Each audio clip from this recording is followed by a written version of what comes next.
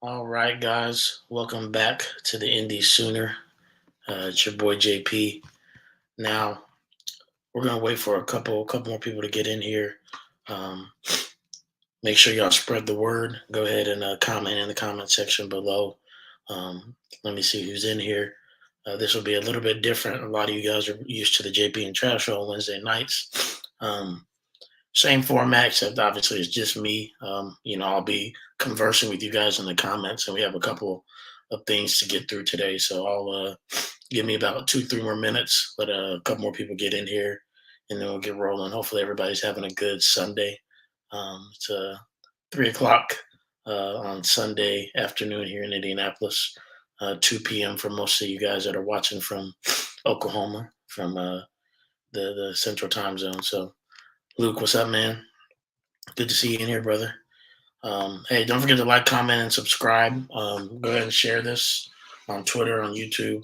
Let people know that we are in here and we're ready to rock and roll. Definitely want to have more people get in this conversation as much as possible. To be honest with you, even if it was only one of you watching, I'd be okay with that because I gotta get some of this stuff off my chest.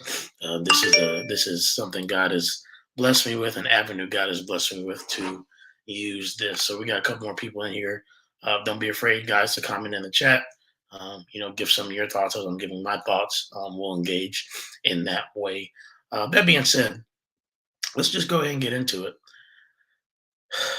These lies about Baker Mayfield have got to stop.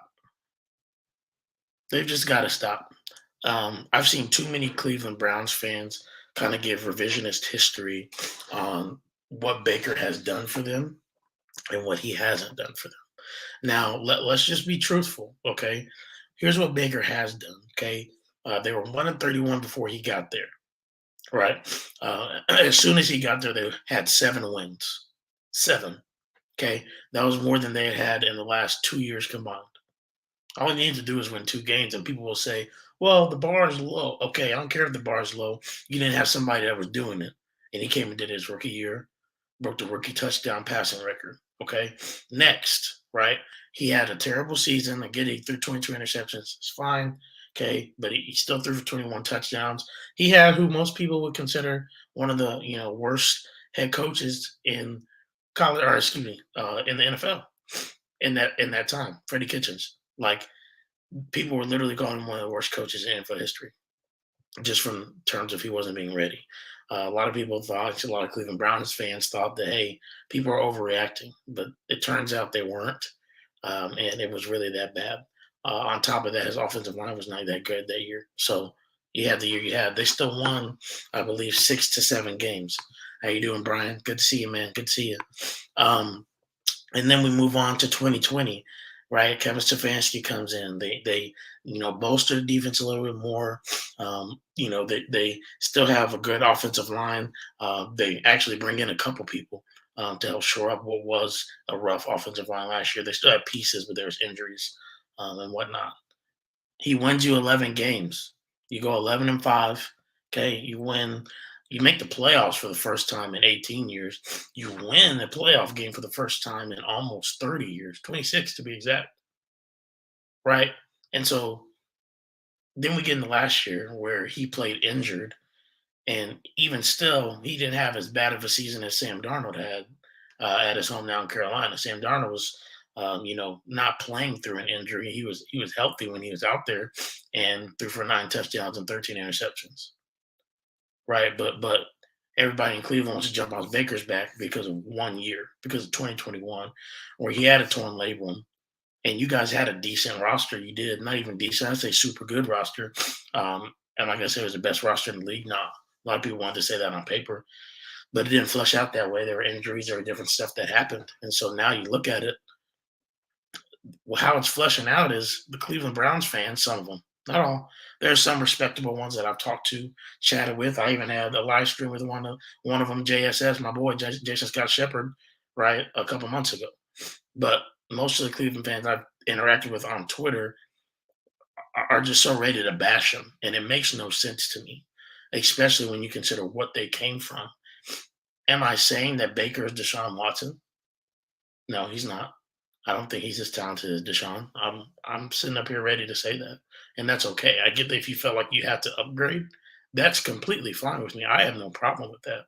But to sit here and act like Baker's trash, and you want to talk about his career like it was trash, even though literally up until week 5 of the 2021 season, he was your franchise quarterback.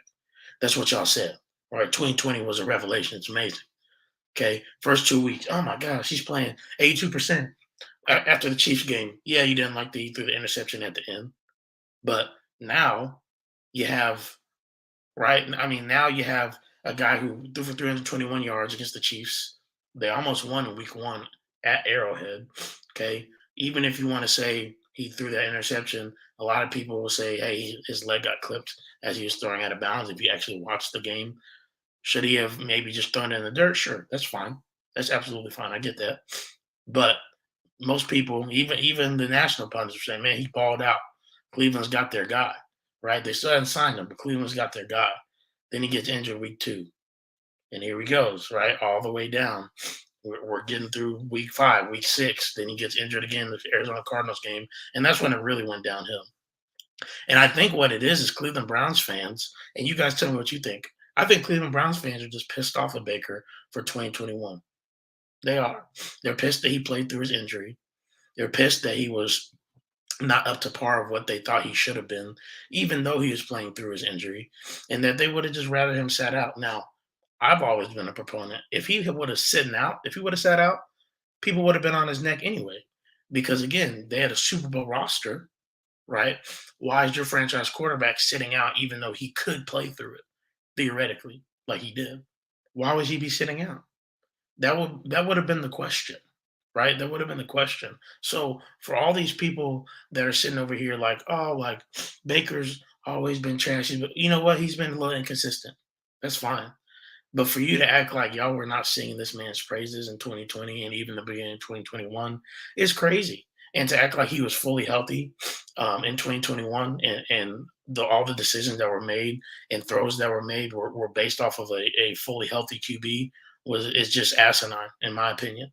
And yeah, I just don't understand how people are disrespecting him the way that they are in Cleveland. So Edwin, I want to ask you a question. If you're still in here, are you saying none of like what the Browns fans are doing makes any sense, or what I'm talking about? None of what I'm talking about makes any sense. I want you to make that clear, so I can address you if I need to, and just we can have a conversation. Brian, you're right. It's uneducated fan. Realistic fans know that he had sat out. He would have been. Let me see. Would have been soft play like he did. Well,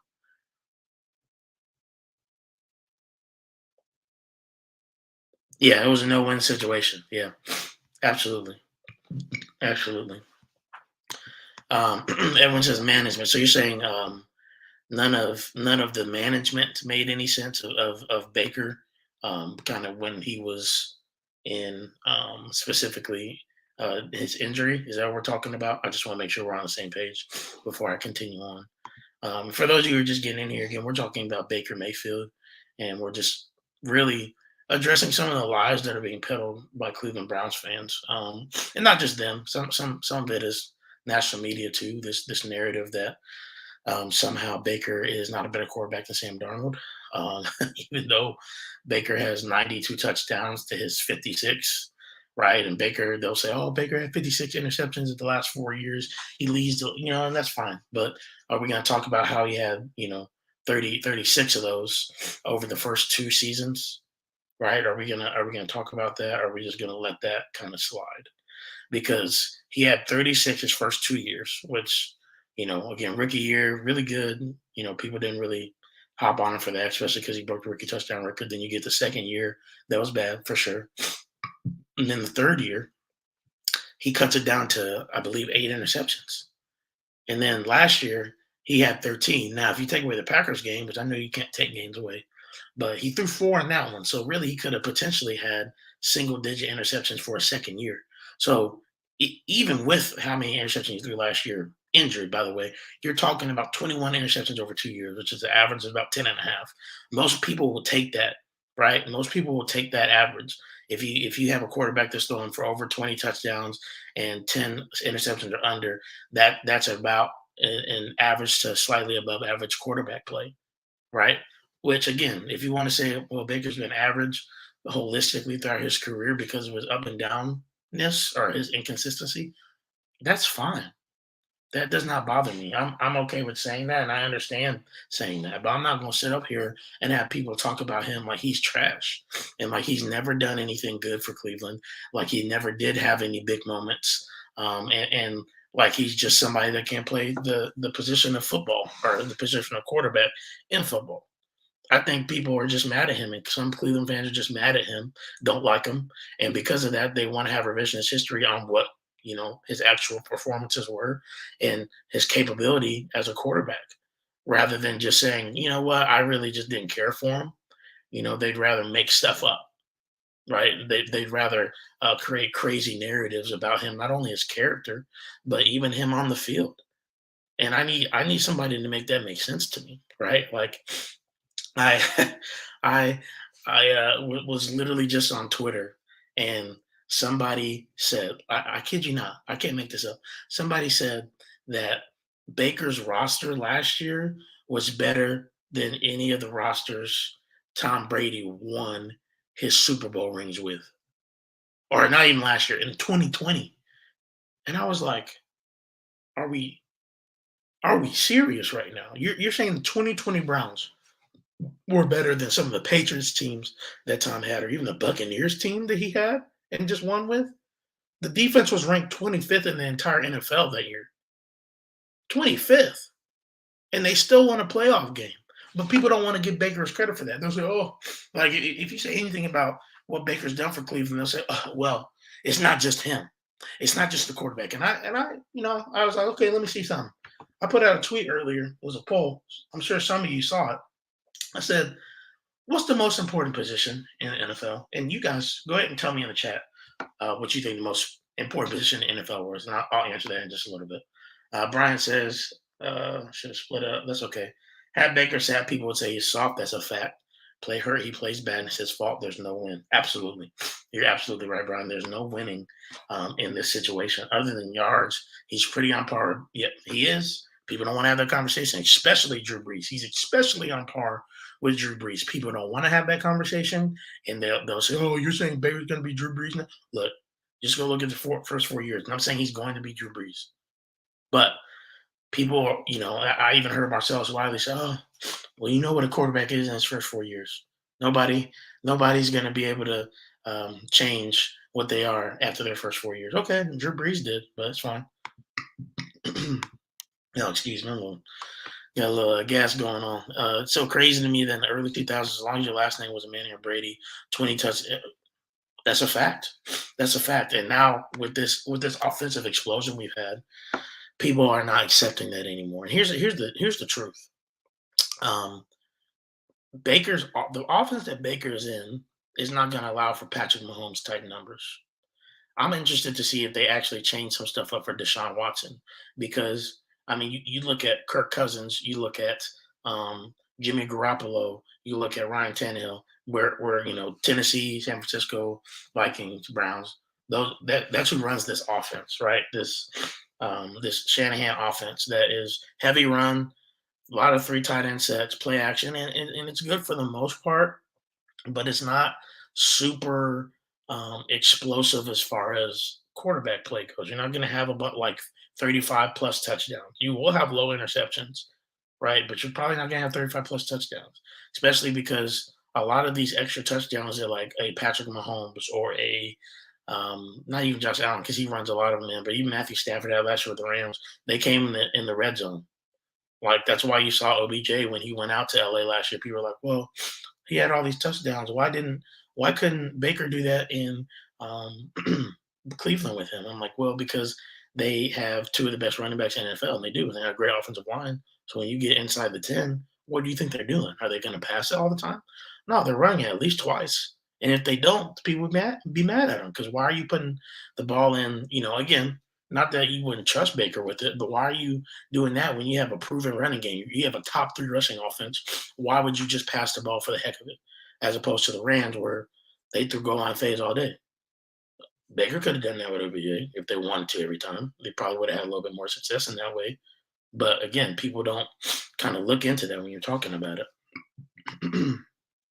I actually do think the Browns team was way better than any of Brady's past team. That's not true, James. It's not true. Like, if you want to say, okay, if you want to say offensively, sure, that's fine. That's fine. If you want to talk about the offensive portion of the team, yeah, the Browns probably have more talent than some of Brady's Patriots teams did. Not defensively, they were not on par with the Patriots defenses. They just weren't, and that's a fact, right? Defense won a lot of those championships. It's not like Tom Brady was going nuts all the time. He made the plays he needed to make, but it's not like he was going nuts, right? The defense is what drove most of those Super Bowls, especially the early ones, right? So I don't I don't want to hear all that. If I'm going to be honest with you.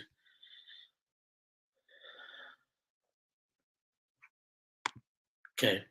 I wonder if the Panthers offense will allow Baker to put up more numbers. I think it will because it's going to, again, going to be a lot more RPO style, which is what he was great at in college. You're probably going to see a lot more passing concepts that he's comfortable with, and that was one of the risks between him and Kevin. Reportedly, was that Kevin wanted to run a specific thing and Baker wanted to run this that says, "Hey, I'm better at this. I normally am good at this. Like, can we marry this?" And there was a lot of that not happening.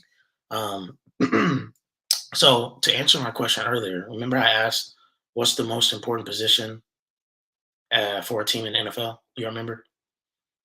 What would y'all say? If you said quarterback, that's what most people believe. Most people believe quarterback is the most important position in the NFL. They truly do. So with that being said, yes, okay. With that being said, if that's the case, right? And I'm going back to this thought process of, well, Baker didn't do it alone. He had people do it for him, and that's fine. I'm not saying he did it alone. I'm not saying he carried the Cleveland Browns franchise, right? But to act like he did not contribute or stabilize is insane because what had Cleveland been looking for years? For years, they've been looking for a quarterback because even Brian, they had Joe Thomas, a Hall of Famer, that didn't do nothing for him. They didn't do nothing for him. They're still a turnstile quarterback. Still can produce wins, even with an all pro left tackle, right? So you get Baker in there in 2018 after them going 1-31 for 2 years, and he immediately wins 7 games. The next year, 7 games. The next year, the next year in 2020, 11 games, and then last year, 8 games. Now, again, you can talk about the inconsistency all you want. In the first 2 years, I mean, you're dealing with the Cleveland Browns. Cleveland Browns the first 2 years, like who we thought the Cleveland Browns were. Not great coaching, you know, rotating offensive coordinators consistently, all that jazz. You're dealing with all of that. Yet you're still winning an average of 7 to 8 games, even though you had only won one in 2 years. That has to do with Baker Mayfield, right? Like Nick Chubb has a big reason in that. Miles Garrett even does. But like to say that if quarterback's the most important position, you got a quarterback that was able to at least give you some stability to then go out and hire a good coach and bring in some more free agents, and then you guys win your first playoff game in 26 years in 2020. Why do you think the Browns were able to build the roster that they did? Right? Because Baker gave them stabilization and he was on a rookie contract. Like that's why I don't understand. Um, how people are saying that he was not a contributing factor. And let me look at some of these comments. I'm excited to watch him with Christian McCaffrey. I agree.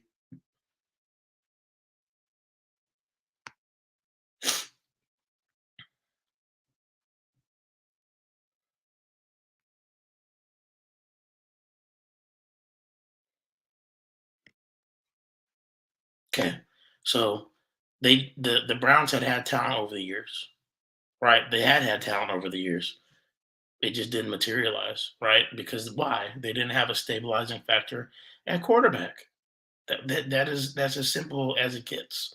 You need a quarterback to be able to stay, and even if he's not a all pro top 5 to 10 quarterback. If he can be consistently top 15-ish, even 16, 17, 18, and he makes enough plays, especially with a good roster around him, he's going to affect winning. And that, for the most part, is what Baker had been. In 2020, he was really a fringe top 10 quarterback by statistics, right? And when 2021 started, it was even it was moving in that same direction before he got injured.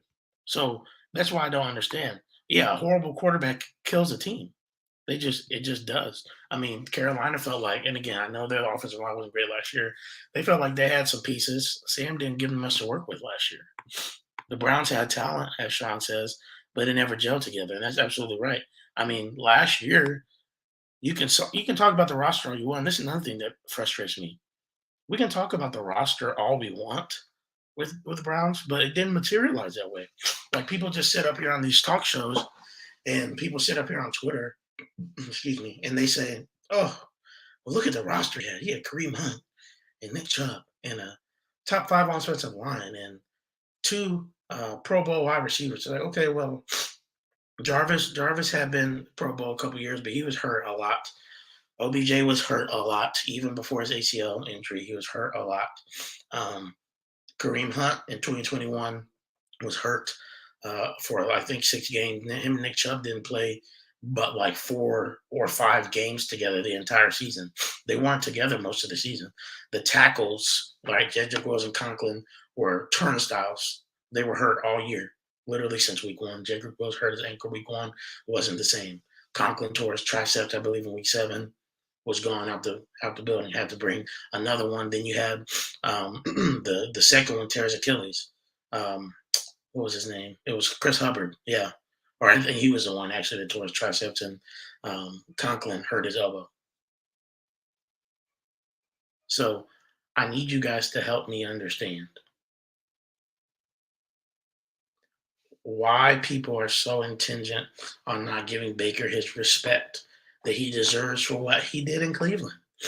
I'm not saying he carried him. I'm not saying he's a top 10 quarterback.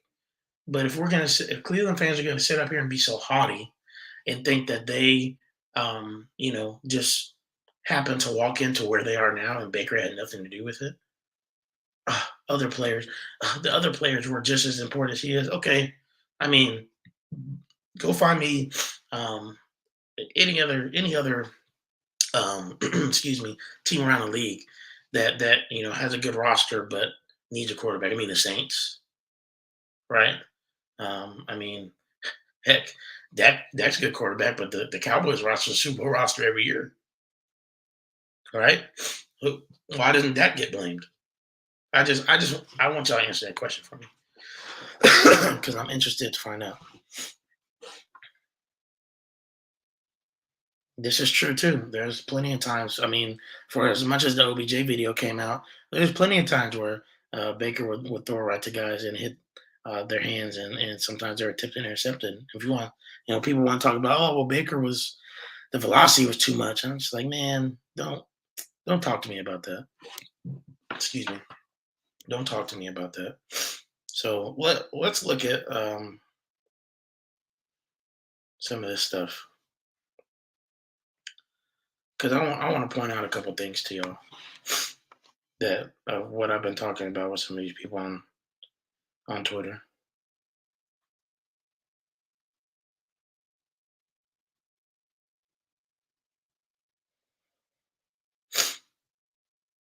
How y'all doing, by the way? Make sure y'all talking in the chat. Make sure y'all share this and get some more people in here.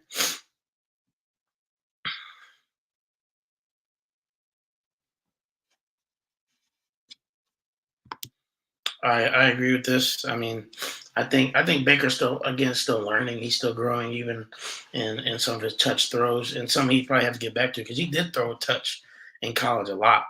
And I agree with this that the throwing too hard is a crazy take. Like, you have to be able to catch the ball in the NFL. I don't care what you say.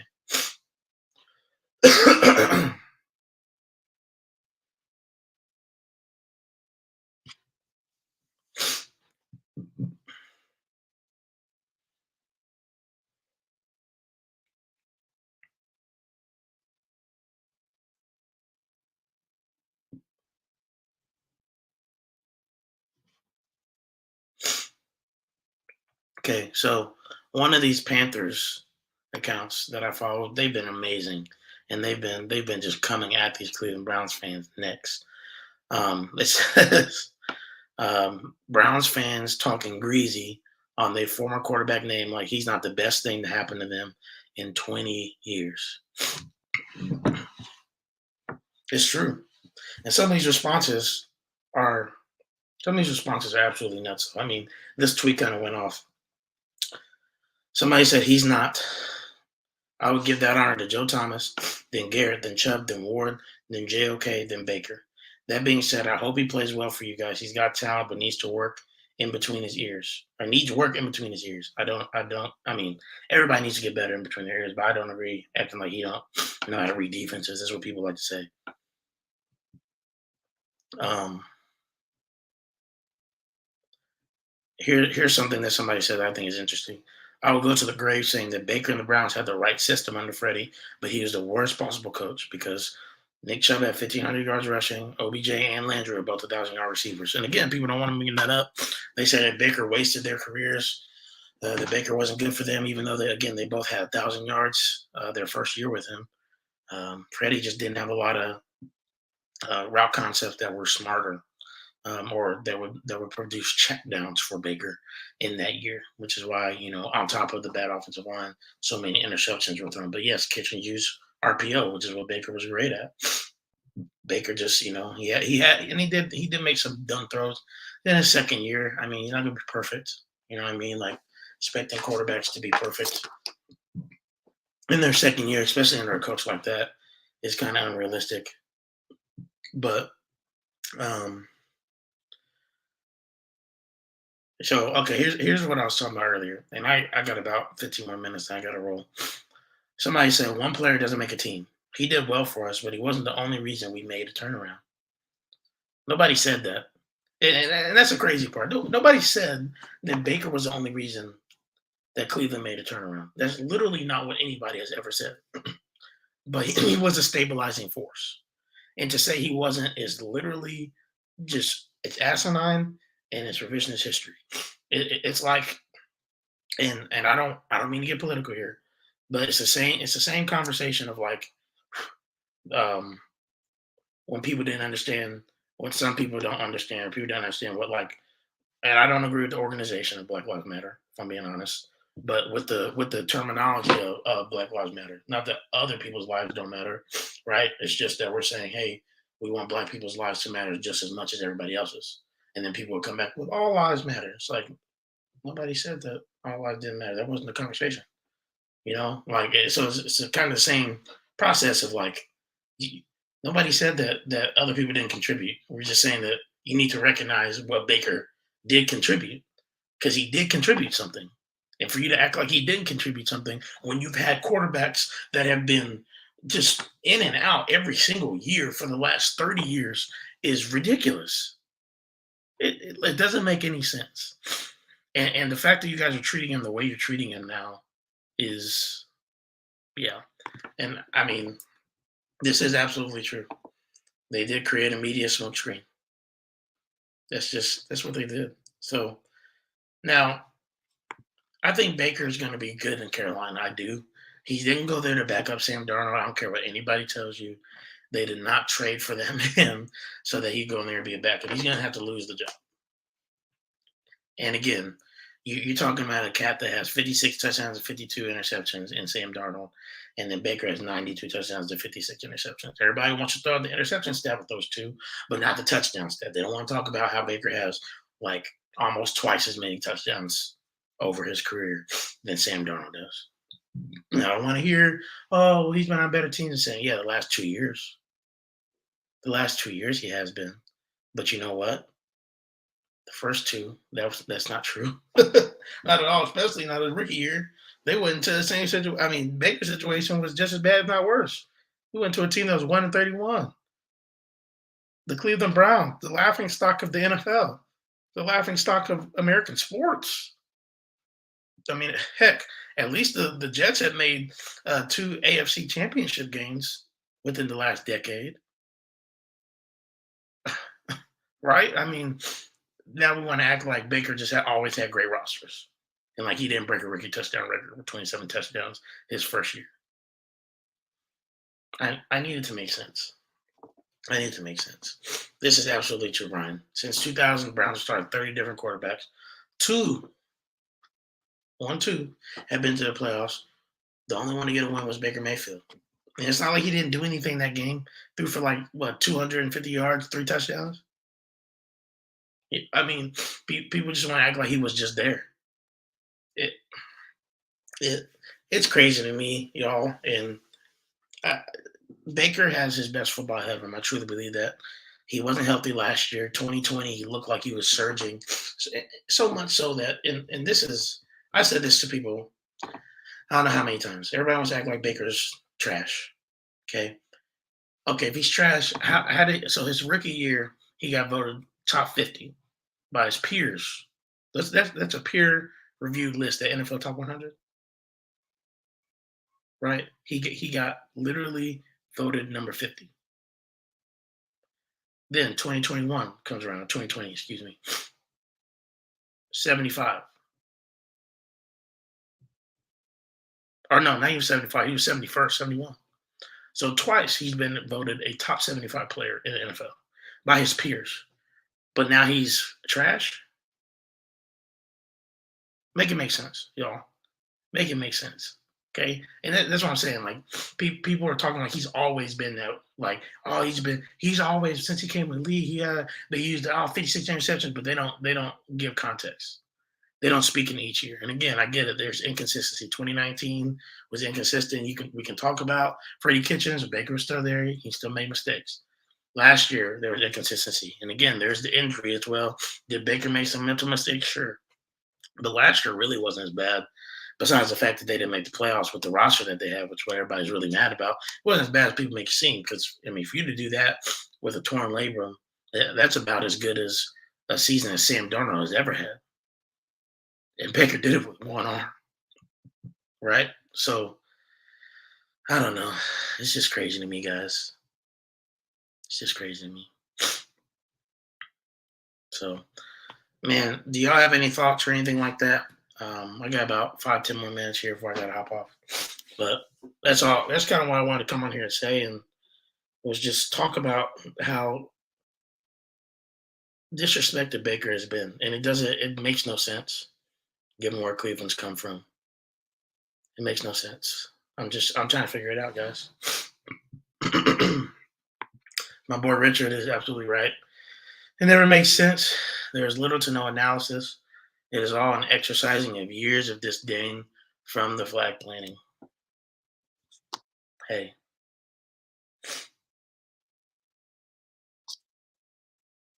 there it is right there. And that's maybe what it is, Rich. I mean, heck, it may be the flag plant that people just are mad about, so then they want to just make stuff up about Baker. That's just not true. So, Panthers fans, if there's any Panthers fans in here, just know you guys are getting a quarterback that I think will be really good for you guys. I'm not saying that he's going to lead you guys to the playoffs this year. I mean, we'll have to see. We'll see what the team can do as well. Um, but I'm excited to see how Baker bounces back. I'm excited to see how he bounces back because that man has been put through the ringer in Cleveland, and people just haven't, just don't. And the crazy part is, for all this immaturity talk, he's been the most immature out of the entire group here. He's been more mature than the Browns franchise has been, right? So, I mean, they talk about one an adult. He's handled everything perfectly.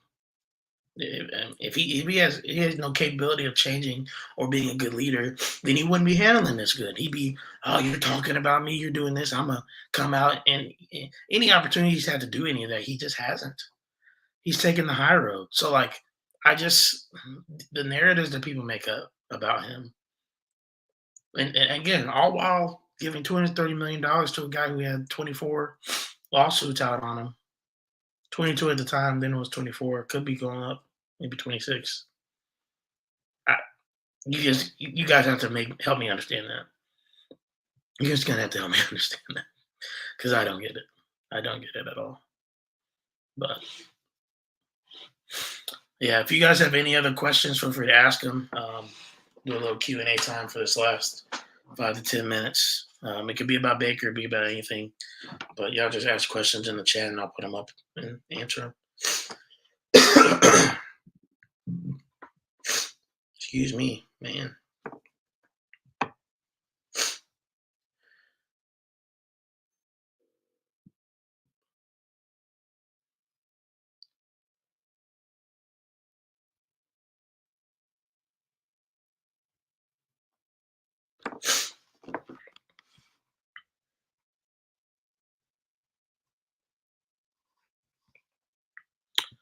Wow, this is crazy.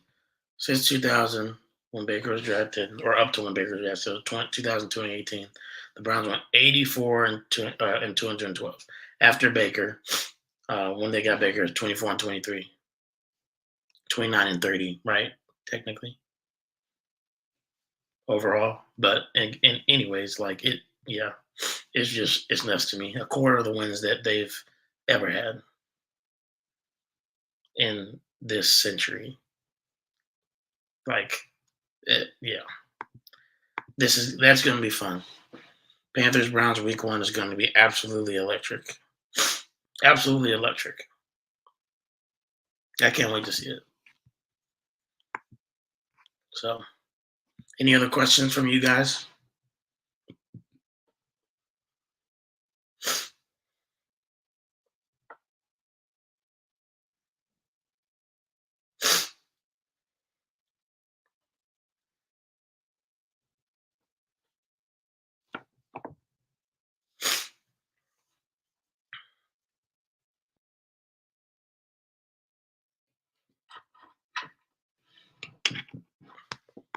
That would be crazy, but I don't think Sam's going to ever start over him. I just don't see that happening, Rich. Even with Sam having a head start in the playbook. Just my 2 cents, my opinion.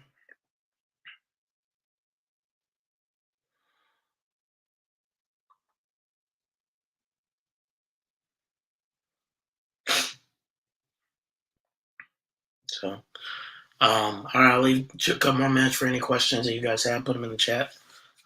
If no other questions, then we'll go on and get out of here, and I'll let you guys enjoy the rest of your Sunday.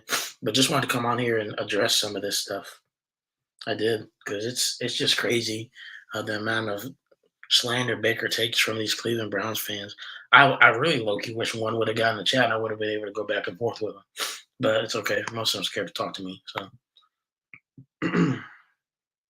yeah, Richard. I think for those of you who are in here for you football, I think PJ is probably the most likely to get a 5-star bump. Though you could, I mean, there's talks of Lewis Carter eventually potentially getting one as well, maybe. Um, yeah, I think you could for sure see that. Jaquez Petaway, I think besides PJ and JP, I think those two have the highest chance of getting bumped to 5 stars. If I'm being honest with you.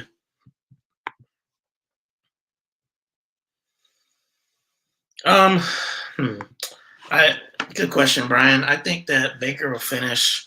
I'd like to say 30 touchdowns, and I'll probably go 12 picks, something like that. He's a risk taker, so until he's able to keep that number down, I'm going to go with a healthy number of 12 to 13 picks that he would have.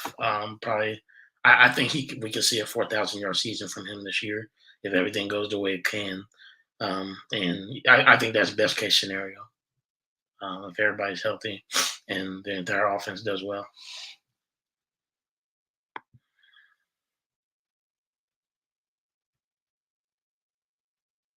Mm, yeah, willingly let OBJ go, even though he created some drama. Look, I'm not. I'm just telling y'all. I'm telling y'all.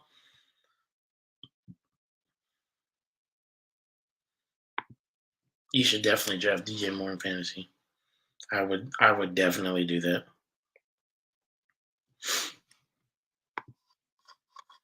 Yeah. Yeah, and that's why it's hard. I mean, okay. Here's another thing. Sorry, y'all. Well, I'm sorry. Again, I'm apologize. Got some gastrointestinal issues going on. But here's another thing I want to talk about real quick. How there are so many people that are spinning OBJ and Baker had issues off the field. That is the farthest thing from the truth. The farthest thing from the truth. Even the article in Sports Illustrated that came out almost right after OBJ got traded said as much. They said, "Oh, they were great off the field. That's why the on the field dynamic didn't make it. It made it make no sense. Like they were so good friends off the field that then when you get on the field, it was just weird." So all these people that are like, "Oh, Baker hated OBJ," and Baker, I mean, Baker didn't say nothing about OBJ. He was hurt by the whole thing, and now people are making it out to say that like he was going crazy on OBJ or something like that, or was rude to him, or intentionally didn't throw him the ball. All this crazy stuff. I'm like, it was OBJ's dad who released that video. So make that make sense. Yes, the Browns were terrible. Receivers are terrible at getting separation in general. Also, I want to see how Deshaun does in that Cleveland wind. Just saying. He's had to play in the dome. He got to play in the dome for the most of his career, or Jacksonville, or Tennessee, where it don't get very cold, or Indianapolis. 8 games of the year, or 6 games of the year. Excuse me. You get to play in there. 12 games, really, if you look at it. You get to play in favorable weather. Now you're in the AFC North, Deshaun. If you see the field, enjoy playing in Pittsburgh and Baltimore, right? In Cincinnati and in Cleveland, especially during the late fall and winter. Precisely. Nobody's talking about that. And again, I'm not saying that Deshaun has not proven to be a better quarterback than Baker thus far, but he doesn't have a better arm than him. I'll tell you that right now. He don't have a better arm than him. And for those of y'all who think Jacoby Brissett is going to do better than Baker, okay. I watched Jacoby in Indianapolis in a dome, right, or in a indoor facility, not be able to push the ball down the field. How you think he's going to do in Cleveland? But y'all want to just say, "Oh, Jacoby Brissett and Baker Mayfield's the same thing." Jacoby Brissett and an injured, torn labrum Baker Mayfield's the same thing, but not a fully healthy Baker. Y'all must have lost your mind.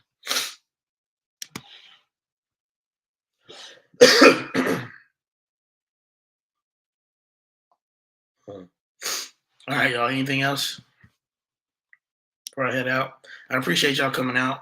Those of y'all who did come out, I appreciate y'all for listening to me talk and chat. It was good having a couple of you guys in here today. So, hey, don't forget to order some of these if you haven't yet. Some of y'all got them already. My boy Rich did. If you support the channel, go ahead and order an Indie Sooner shirt. They're still available at factualfits.com. I'll go ahead and put it, excuse me, in the chat. Boom. Factualfits.com. Make sure you order your stuff if you want it, if you're going to be supportive, anything like that. Also, Wednesday nights, don't forget, we have the JP and Trav show, 9 p.m. Central Time here on the Indie Sooner channel. The JP and Trav show, so make sure y'all come out. I have a couple more reaction videos coming out here in the next week or two for you guys. Not, I do these live streams every once in a while if I have something I want to talk about. Otherwise, I just kind of leave the live streaming to Wednesday nights. But I appreciate y'all who have been out here. I'll see y'all soon. Make sure you follow me on Twitter at Indie_Sooner. That's right here. I'm trying to bang. There we go. At Indie_Sooner. Appreciate y'all. Boomer.